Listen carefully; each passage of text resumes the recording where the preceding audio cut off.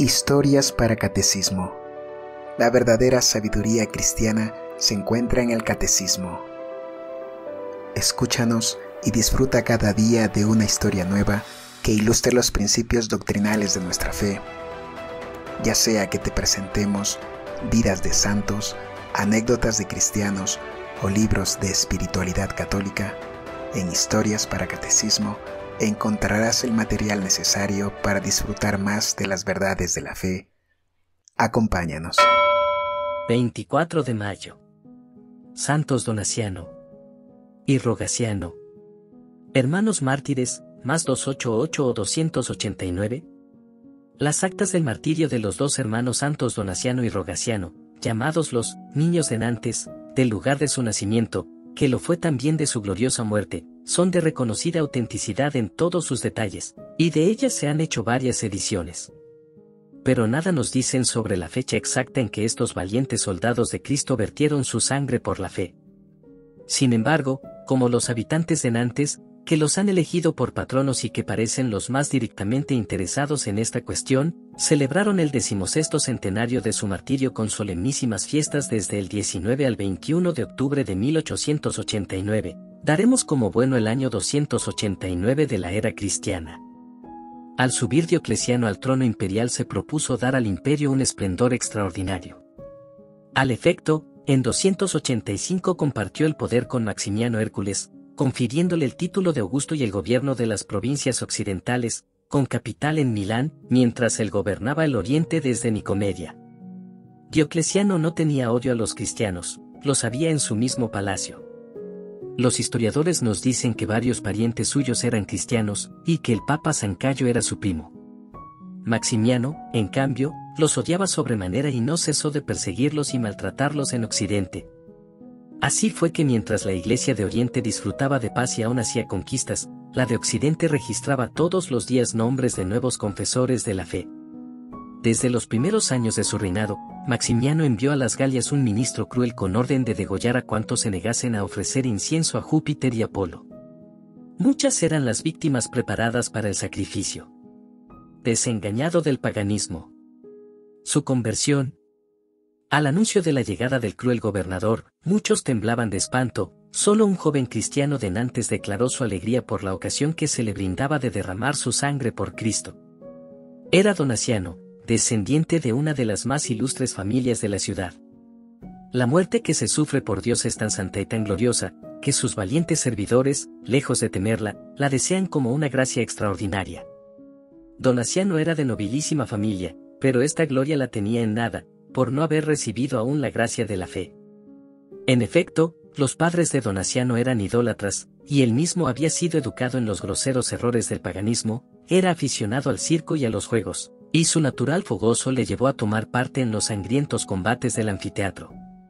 Pero Dios tenía puestos los ojos sobre este joven, la gracia divina iba penetrando poco a poco en su alma a medida que crecía en edad. Pronto empezó a comprender Donaciano lo inhumano de sus juegos favoritos, en los que corría a torrentes la sangre humana. Veía con dolor en el paganismo muchas traiciones y engaños, bajas adulaciones, tristezas que nadie podía consolar. Por el contrario, veía a los cristianos llenos de inagotable caridad, intrépidos ante la muerte, alegres en las torturas, y veía a sus sacerdotes admirables para su alma, amiga de la virtud. Sus ojos entreabiertos a la luz de la fe, vislumbraban ya grandezas y hermosuras muy superiores a las bellezas y excelsitudes humanas. Donaciano se iba aproximando a los cristianos, cada día más resuelto a alistarse en sus filas.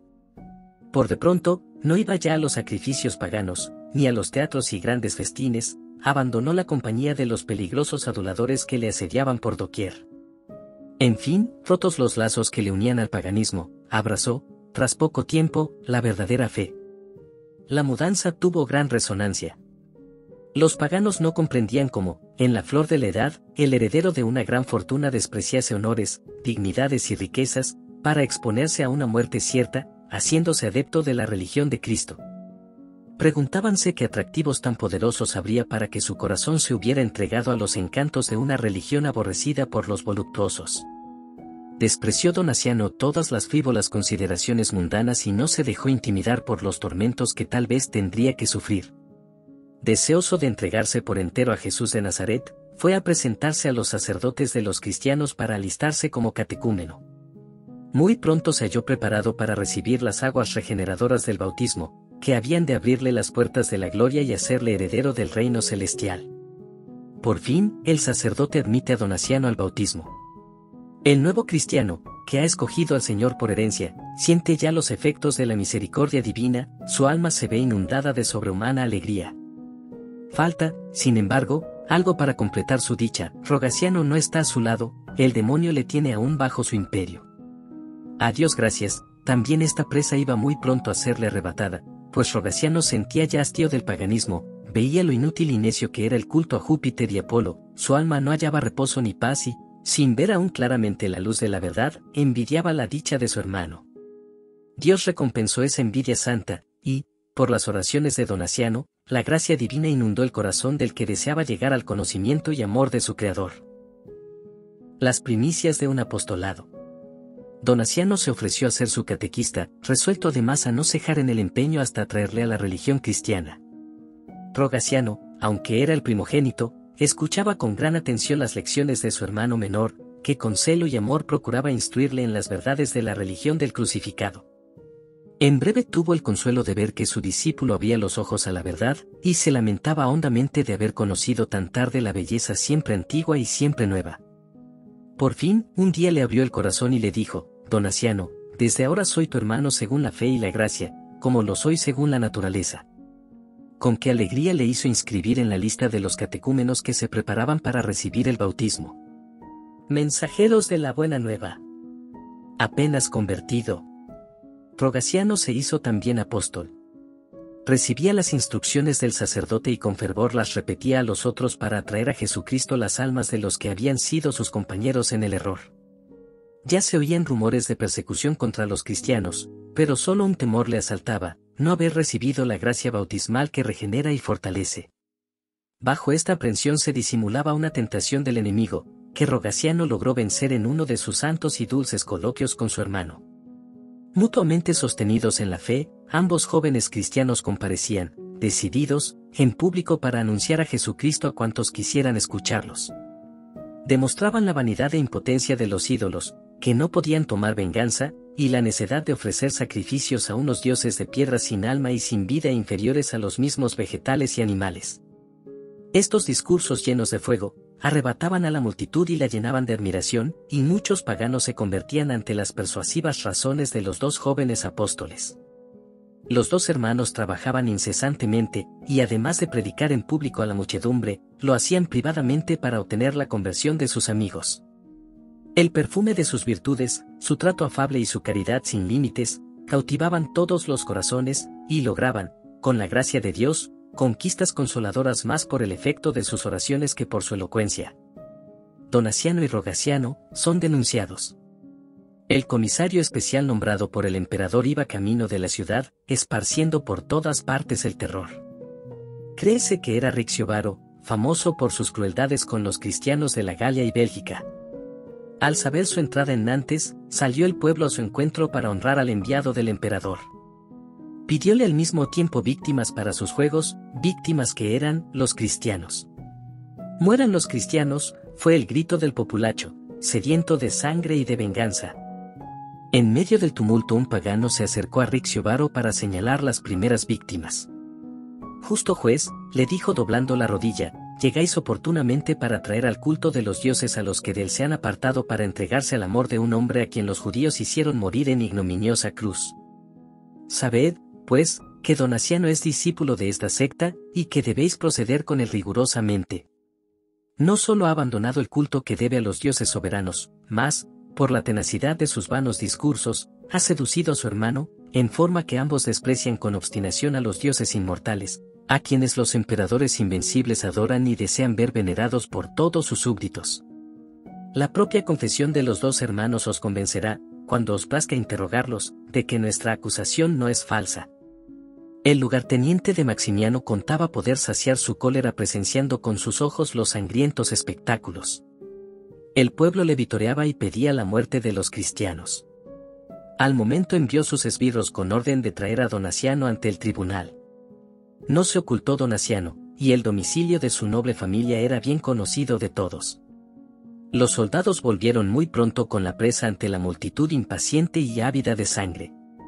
Interrogatorio de San Donaciano. Compareció Donaciano solo ante el comisario especial, que había querido quitarle hasta el consuelo supremo de verse confortado por la presencia de un compañero de sufrimientos. Riccio Varo esperaba intimidar a esta gran alma con la contemplación de la muchedumbre que pedía su sangre.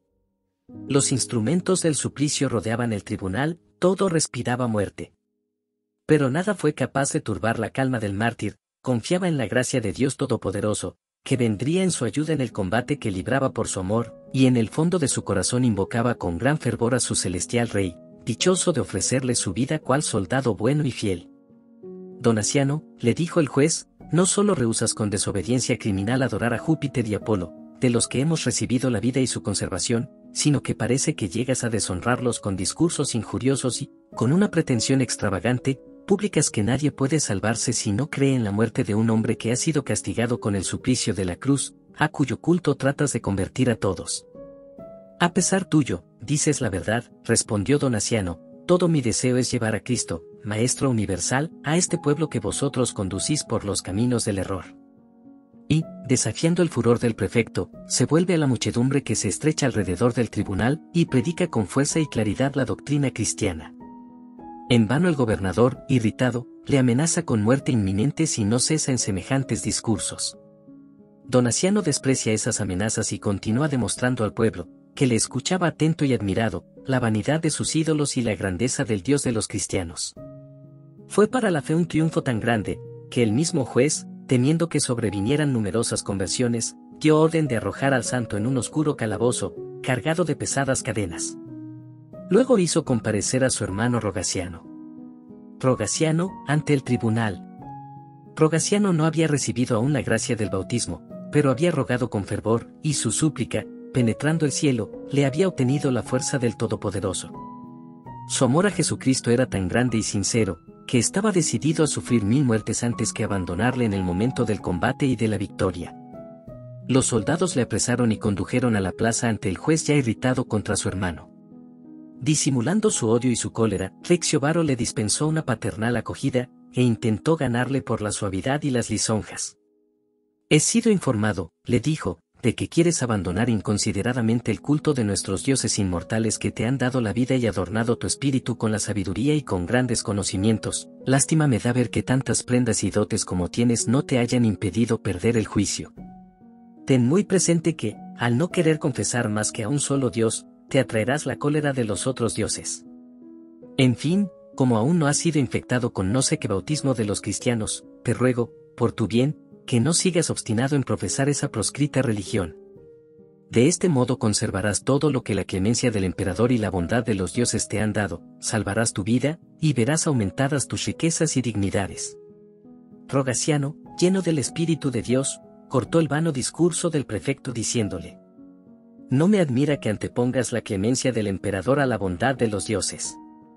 Todo está pervertido, en tu espíritu, aunque en cierto modo tienes razón al dar la preferencia a seres vivos, que valen más que los dioses de piedra o bronce, pero al adorarlos os hacéis semejantes a vuestros ídolos, pues si vuestros dioses de piedra no tienen alma ni vida, los que los adoráis perderéis la inteligencia y el sentido común. Rogaciano, pues, estaba tan inquebrantable en la fe, como su hermano. Jesucristo hablaba por su boca, y ponía en su alma una fuerza divina contra los tormentos, la adulación y todas las acechanzas del infierno. Comprendió el juez que era inútil insistir más con palabras, e hizo arrojar al confesor de la fe en el calabozo donde estaba encadenado su hermano. Mañana, pensaba el tirano, los tormentos doblegarán la firmeza de ambos o castigaré su desobediencia con una muerte fulminante. Y mientras llegaba la hora de poner en ejecución sus planes, fuese a presidir una fiesta, dejando que sus inocentes víctimas sufriesen las torturas de grillos y cadenas. Prisión. Martirio de los dos hermanos. En tanto que el prefecto recibía con orgullo los aplausos de la muchedumbre aduladora, cuán tierna y sublime era la entrevista de los dos hermanos en el calabozo. Se abrazaron con efusión después del primer combate del que ambos habían salido vencedores. Dieron rendidas gracias a Dios por haberles concedido el favor de reunirse, y poder así consolarse y fortalecerse mutuamente. Juzgábanse felices de haber sido dignos de sufrir por Jesucristo, y suplicaban a los santos ángeles que les ayudasen en las próximas luchas contra el poder de las tinieblas. Sin embargo, una cosa afligía el corazón de Rogaciano: no haber recibido aún el bautismo. Donaciano, que le consolaba y aseguraba que el martirio le abriría el cielo, hizo en alta voz esta oración: Señor, tú que ves en los deseos sinceros el mérito de la acción, cuando la impotencia absoluta impide los efectos de una voluntad que te está enteramente consagrada, haz que la fe pura de mi hermano Rogaciano les sirva de bautismo, y, si mañana la espada del verdugo pone fin a nuestra vida, sírvale su sangre de confirmación. Luego los dos ofrecieron generosamente su vida al Señor. Parecíales que la tierra ya no existía para ellos y que solo un frágil velo que rasgarían con la muerte los separaba del cielo. Así pasaron la noche en piadosos ejercicios y en santos coloquios. Al día siguiente los soldados los condujeron ante el tirano. Los dos jóvenes cristianos caminaban gozosos y firmes en la fe, aunque a paso lento por causa de las pesadas cadenas que habían de arrastrar. Sus rostros resplandecían como el sol, y dejaban entrever indecible alegría y tierna confianza. Atravesaron la plaza, llena de público, y llegaron ante el tribunal en que se sentaba Riccio Varo. He usado de moderación con vosotros hasta ahora, y os he dirigido blandas palabras, les dijo el magistrado pagano, mas es tiempo de que caiga sobre vosotros todo el rigor de la ley, porque menospreciáis el culto de los dioses inmortales, por ignorancia, o, lo que es peor aún, porque trabajáis por destruirlo creyéndoos más instruidos que nosotros. Los mártires respondieron a una: Nos acusas de ignorancia, ¿y cuál es, pues, la ciencia de que hacéis alarde adorando neciamente a dioses insensibles y sin vida como el metal de que están fabricados? Por lo que toca a nosotros, dispuestos estamos a sufrir por Jesucristo cuantos tormentos puedan inventar tu crueldad y tus verdugos. Nuestra vida nada pierde al ser entregada a su divino autor, ya que la recobraremos 1000 veces más bella en los esplendores del cielo que nos espera. Lleno de cólera el juez, ordena a los verdugos que aten en el potro a las dos inocentes víctimas. Sus miembros son desgarrados y rotos, con tormentos indecibles, mas la virtud de Dios los sostiene y conforta, y sus almas permanecen invencibles, lejos de apostatar no dejan escapar ni una sola queja, y Jesucristo queda victorioso en sus siervos. Viendo el prefecto la constancia de los dos hermanos, pronuncia la sentencia de muerte contra ellos. Condúcenlos al lugar del suplicio, y el verdugo, fiel imitador de la crueldad de su amo, traspasa con una lanza la garganta de sus víctimas, sin que este tormento hubiera sido ordenado, y les corta luego la cabeza de un hachazo. Este martirio tuvo lugar el 24 de mayo. Convertida al cristianismo la ciudad de Nantes, no se olvidó de sus mártires. Se construyó una iglesia en su honor y fueron designados patronos de la ciudad. San Gregorio de Tours nos dice que cuando Clodoveo era un pagano, puso sitio a Nantes, estableciendo un cerco estrechísimo, pues estaba decidido a conquistarla. A los 2 meses, todavía resistían sus habitantes a las poderosas armas del rey de los francos, iban por fin a sucumbir sin esperanza de socorro humano. En aquel trance, acudieron al cielo por intercesión de sus santos patronos. Toda la ciudad rezaba fervorosamente. Al día siguiente debía entregarse. Sucedió, pues, que durante la noche las puertas de la Basílica de los Santos Donaciano y Rogaciano se abrieron y unos personajes vestidos de blanco, cirio en mano, salieron del recinto sagrado. El mismo suceso misterioso se repite poco después en la iglesia de San Similiano, saliendo análogo cortejo. Ambos grupos marchan en procesión, se juntan, se dan un saludo afectuoso y, cayendo de rodillas, se ponen a rezar, luego vuelven en el mismo orden, desapareciendo la visión a medida que entran en sus respectivas iglesias. Con esto, el enemigo huyó despavorido en el más completo desorden y con tal rapidez, que al amanecer todos los sitiadores habían desaparecido, con gran regocijo para la ciudad de Nantes.